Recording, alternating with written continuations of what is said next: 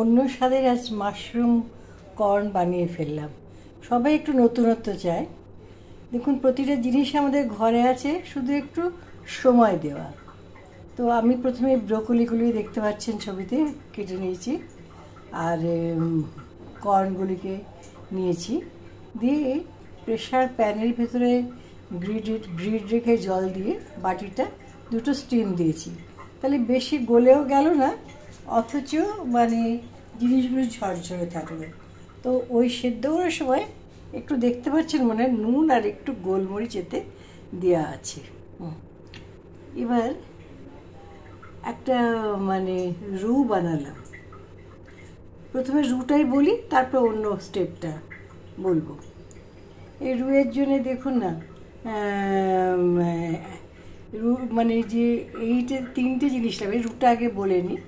প্রথমে একটু বাটার দিলেন, হ্যাঁ, বাটার দিয়ে মানে ময়দাটাকে মানে আমি গ্যাসটাকে না প্রথমে জ্বালাইনি, ওই বাটারের ভেতরে ময়দা দিয়ে সামান্যতম নাড়াচাড়া করে নিয়ে যখন দেখলাম যে ময়দা আর বাটারটা বেশ একটু মিশে যাচ্ছে, সেই সময় হালকা একটু চালিয়েই না বন্ধ করে দিলাম। আর আগে থেকেই দুধটা একটু গোলমরিচ আর একটু চিনি দিয়ে আমি ফুটিয়ে রেখেছিলাম।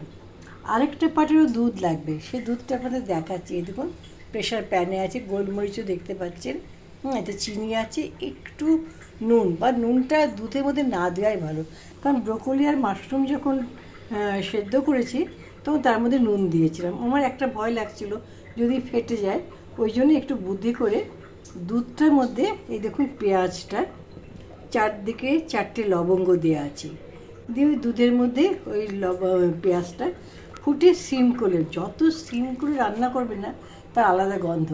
এবার কি হলো, ওটা দুধটা ফুটে যে অ্যারোমাটা এসে গেল, আমি বুঝলাম যে ঘ্রাণ নিয়ে যে হ্যাঁ এসছে, তখন পেঁয়াজটাকে বার করে দিলাম।